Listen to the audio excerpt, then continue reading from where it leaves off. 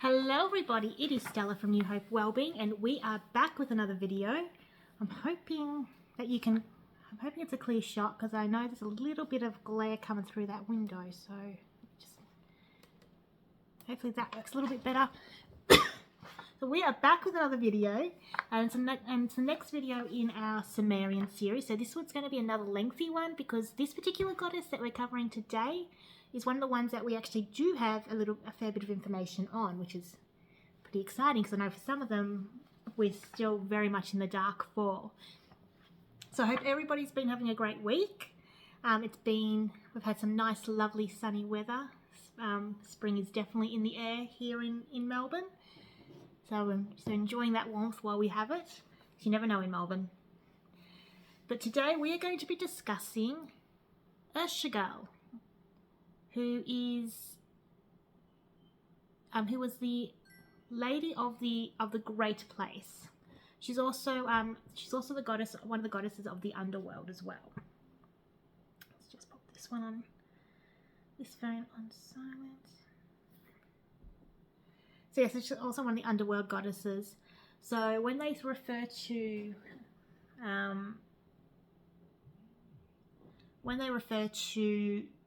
when the Sumerians, I should say, refer to the Great Place, it's inferred to be the abode of the dead.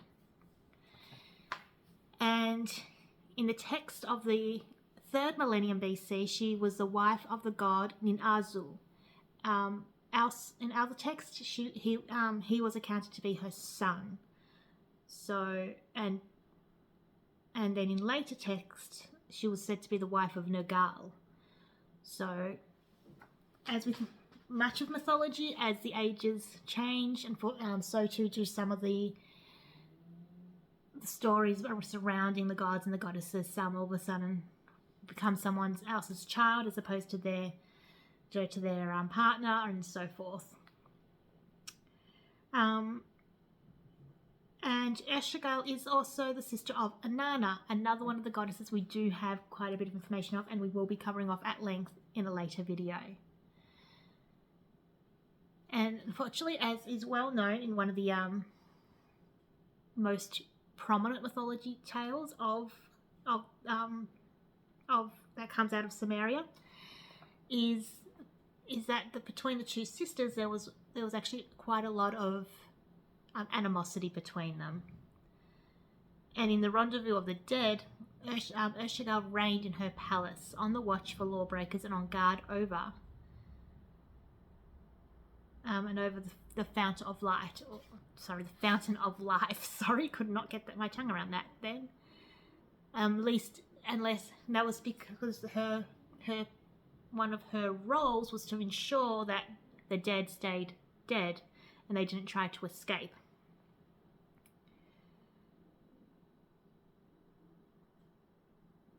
Her offspring and servant was Numtar, and he's referred to as the evil demon Death, which is always ironic when people assume death is evil, because death is neither evil or good. Death is just death. Is its own realm of really not being really part of either group, really. So, but in this case, the evil demon Death. Her power extended to Earth, where in the magical ceremony, she liberated the sick possessed of evil spirits. Her cult extended to Asia Minor, Egypt, and southern Arabia. And in Mesopotamia, the chief temple that was known to be dedicated to her was in Qatar. Unlike most ancient cultures, however, the underworld of the Mesopotamian myth was ruled by a woman. If you think about most of the other mythologies around the world, the ruler of the underworld is typically a god, not a goddess. The god will have a goddess queen ruling beside him, but she's not necessarily known to rule the underworld in her own stead. Whereas in this case, Ereshkigal actually ruled in her own stead. She was also accounted to be one of the most important members of the Mesopotamian cosmology. This goddess is one to be respected and feared amongst the deities in the pantheon. The ancient Mesopotamians believed that individuals had a soul which resided in the physical body. After the person died, the soul left the physical body and went to the afterlife. In contrast to other religions, the Mesopotamians did not believe that people were judged based on their actions in life, and were sent to different worlds in the afterlife based on that judgment. Rather, in Mesopotamian texts, it illustrates that all people, regardless of their class or their social roles or their moral standings, all went to the underworld upon death. Now referred to by several names such as Ker and Irkala, the underworld of Mesopotamian mythology was a large underground metropolis with residential buildings and even palaces. In addition to being populated by the souls of the departed mortals, Ker was also home to the supernatural beings such as the Galea demons, who would rule over it in her palace. Ruling over it from her palace was obviously the goddess herself. Which, if you think about it, that puts the underworld as a very, very busy hub. And I'd like to know how they fit all the souls in there to now come to think of it. Now, the name Ereshkigal roughly translates to Queen of the Great Below or Lady of the Great Place. It is unclear who her parents were in the pantheon, but some texts refer to her as the daughter of An, the supreme sky god. In Mesopotamian religion, in contrast to other records lists the queen of the underworld as the daughter of Nanana, the god of the moon, and Ningal, the goddess of reeds. However, the texts do not specify that this goddess was the older sister of Inanna, and Shamas, the god of the sun and justice. And and in many of the texts she had up to 4 different husbands, including Gugalana, the bull of heaven, and Nagal, the god of death. Which makes sense that a goddess of the underworld would be married to a god of death as well. The word great, as applied to her realm, should be understood as vast and but not exceptional. So it's because the underworld was so great is quite literally meaning the vastness of the underworld, not necessarily that the underworld was an exceptional place to be, even though we all end up there at some point.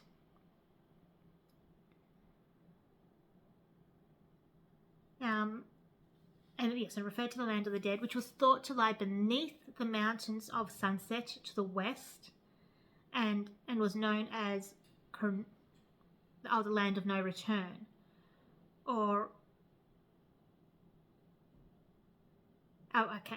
it was seen as an immense realm of gloom under the earth, where the souls of the dead drank from muddy puddles and ate dust.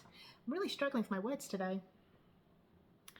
Ereshkigal ruled over these souls from her palace, Gunzi, which was located at the entrance to the underworld and guarded by 7 gates, which were kept by her faithful servants, Neti. She ruled her realm alone until the war god, Nagal, also known as Era, became her consort and co-ruler for 6 months of the year. Her first husband and father to the god Ninanzu was the great bull of heaven, he was killed by the hero Enkidu in the Epic of Gilgamesh, which we may actually cover that tale on its own, because it is actually quite a lengthy tale, but one that is quite intertwined with the mythology as well. Her second husband or consort was the god Enlil, with whom she bore a son Namtar, and by another consort, her daughter Nungal, who was conceived as an underworld deity who punished the wicked and was associated with healing and retribution. Her fourth consort was Nagal, the only mate who agreed to remain with her in the realm of the dead. She is best known for her part she's best known for the part she plays in the famous Sumerian tale of the descent of Inanna, which we will cover when we actually discuss Inanna. She was the most feared deity of the Mesopotamian pantheon because she represented one's final destination from which there was no return. And to this day, there is, as far as we know, there is no return from death. In Mesopotamian belief, to create an image of someone or something was to invite the attention of the subject. The statues of gods were thought to house the gods themselves. So as such, a statue or an image of Ereshkigal then would have directed the attention of the Queen of the Dead to the creator or the owner of that statue or art piece. And this was far from desirable. So as a result, there isn't a lot of artwork that represents her to be found, which makes sense if that was a fear that they did have. Ereshkigal is first mentioned in the Sumerian poem The Death of Urnamul, which dates to the reign of Shulagi of Ur, which is around 2029 to 1982 BCE. She was undoubtedly known earlier, however, the most likely during the Akkadian period of 2334 to 2218 BCE, and her Akkadian name, Alatu, may have been referenced on fragments predating Shulgi's reign. By the time of the Old Babylonian period, 2000 to 1600 BCE, Ereshkigal was widely recognized as the Queen of the Dead. So, seeing as we're going to cover off the part, her most probably well-known part, which is in the Descent of Inanna, I thought we would actually cover off a bit of a different one for her. So we're going to go into a bit more of Ereshkigal and Nagal. So, Ereshkigal reigns over her kingdom alone. Hang on, I'm just going to pause while my neighbours kind of exit out. And we're back. So sorry. But I swear my neighbours have no concept of just how loud their voices are. Alright. So, we're going to be discussing Ereshkigal and Nagal. So, Ereshkigal reigns over her kingdom alone until the war god Nagal becomes her consort. In one version of the story, Nagal is seduced by the queen when he visits the underworld and leaves her after 7 days of lovemaking, but then returns to stay with her for 6 months of the year.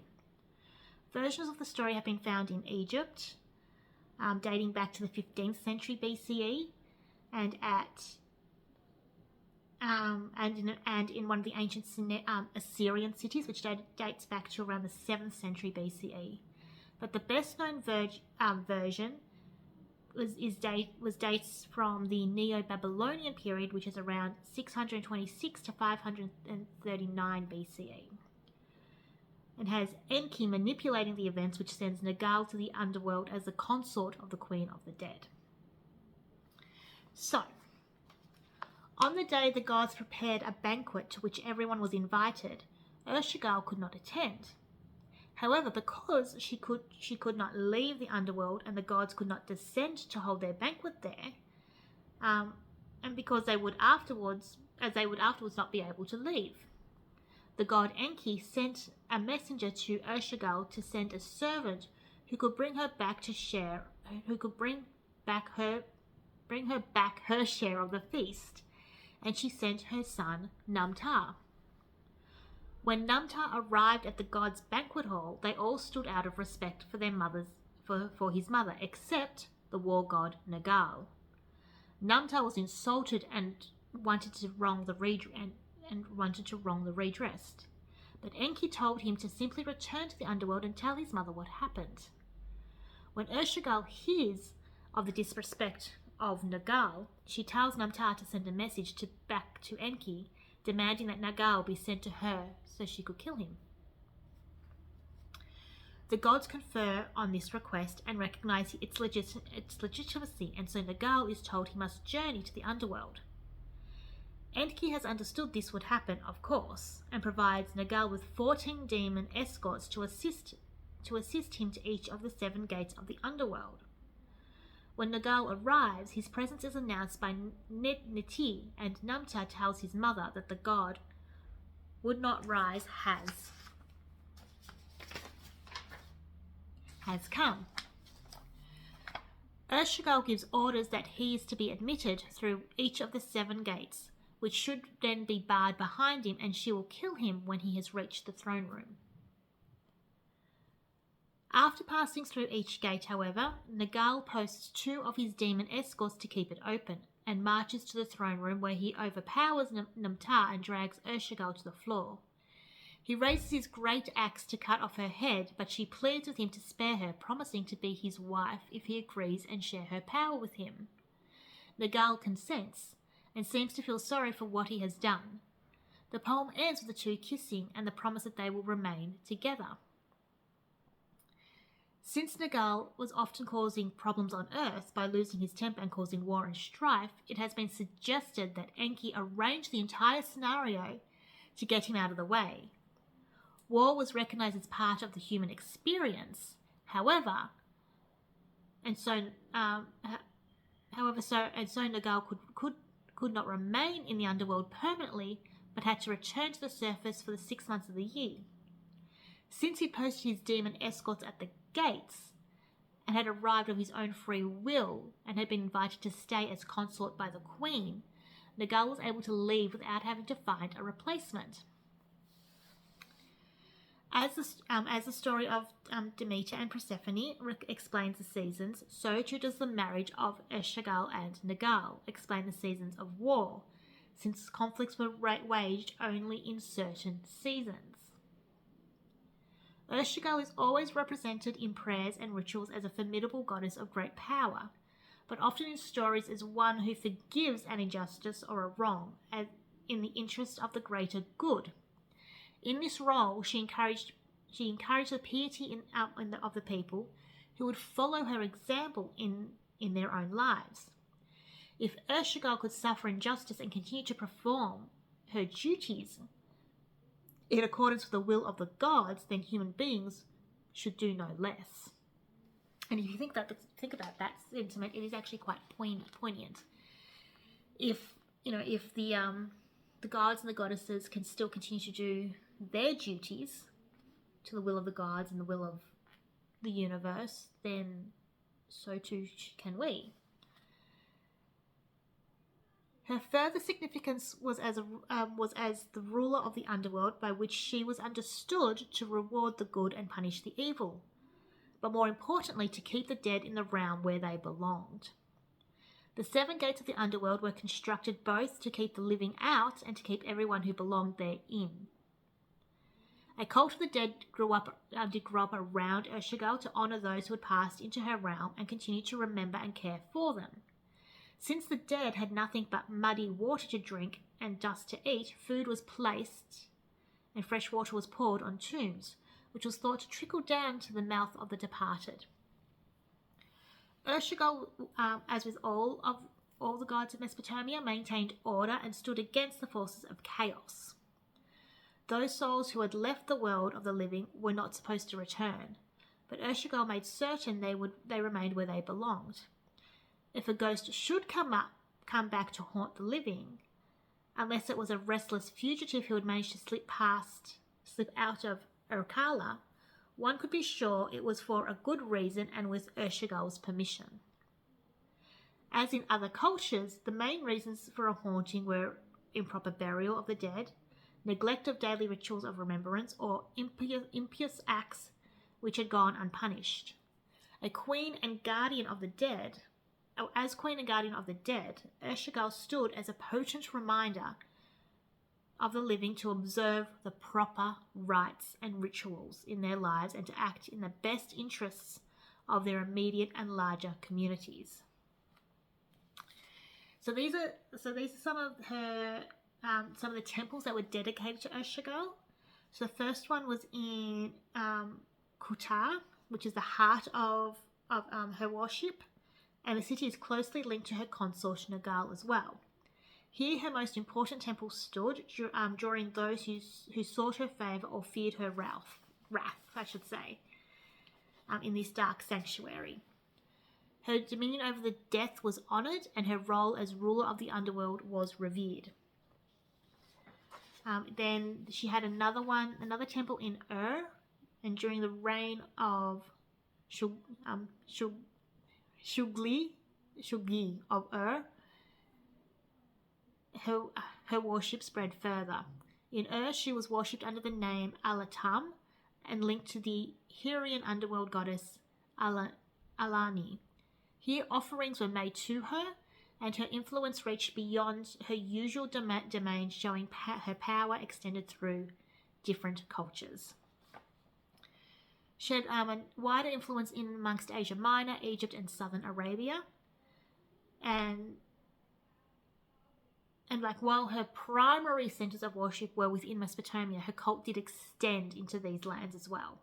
And evidence suggests that her name reached Asia Minor, Egypt, and southern Arabia through the specifics of her worship in these regions, though the specifics, of her worship in these regions remain a mystery. It is clear that, however, the Queen of the Underworld left her mark far beyond the borders of her homeland. These are some of the rituals that the Sumerians did to honor the Queen of the Dead. So there was a healing and exorcism ritual. So even though she ruled the dead, her power also did touch the living as well. And ancient healers would invoke her name in rituals to free the sick and those possessed of evil spirits. In magical ceremonies, her authority over death was called upon to break the bonds of illness and demonic possession. These rites reinforced her control not only over the dead, but also over the forces of that haunted the living. So Ereshkigal's worship was deeply tied to the rituals honouring the dead. Offerings of food and water were placed on tombs, as we mentioned before, and these rituals ensured the dead remained content in the underworld, their spirits placated, so that they would not return to haunt the living. Families of the deceased performed these rites not only to honour the dead, but also out of a desire to keep them within Ereshkigal's domain. In later times, her name found its way into magical texts, particularly in Greek rituals. The Michigan magical papyrus refers to Hecate Ereshkigal, a fusion of Ereshkigal with the Greek goddess Hecate. And in these spells, her name was used to calm fears of punishment in the afterlife. Though these practices blended different cultural traditions, they demonstrated the enduring power of her name even in foreign lands. So Ereshkigal, as a Sumerian goddess, reigned as the feared and revered queen of the underworld. She ruled over Urkala, a shadowy realm where the dead resided, cut off from the world of the living. Her name was whispered in fear, for she embodied the finality of death and the mysteries of what lay beyond.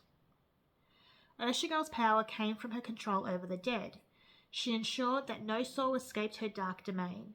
She was a figure of immense authority, overseeing judgment in the underworld and maintaining the delicate balance between life and death. In myths, she often appeared as the counter to her sister Inanna, who was the goddess of love and fertility, and the two sisters represent the opposing forces, life and death, light and shadow.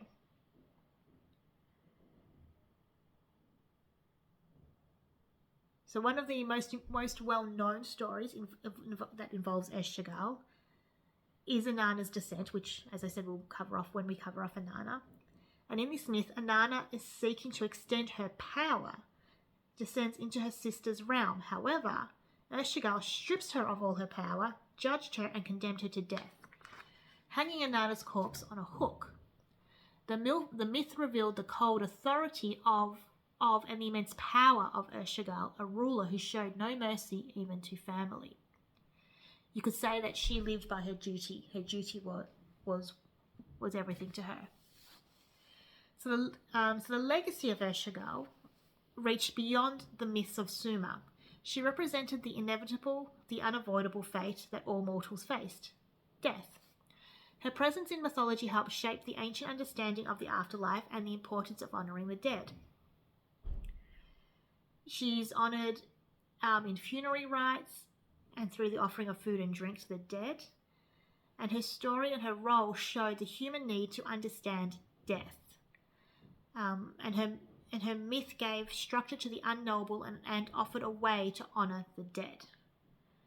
She ruled with silent power, and her story embodies the mystery of death and the passage between worlds. Her legacy is as timeless as her shadowy kingdom, a place where we all must eventually visit. And if you think about it, even to this day, we still find death a mystery. We still are trying to understand why we die, why death happens, and we still have myths that are far younger than these myths that try to give us an understanding of it all as well. So that is a little bit about Ereshkigal. There is much more to her than what we've just covered today, but we could be here all night and all day, basically covering her off. But we'll leave it there for now. We will be back next week with some more videos. Until then, I hope everybody enjoys their weekend, and we'll chat soon. Bye!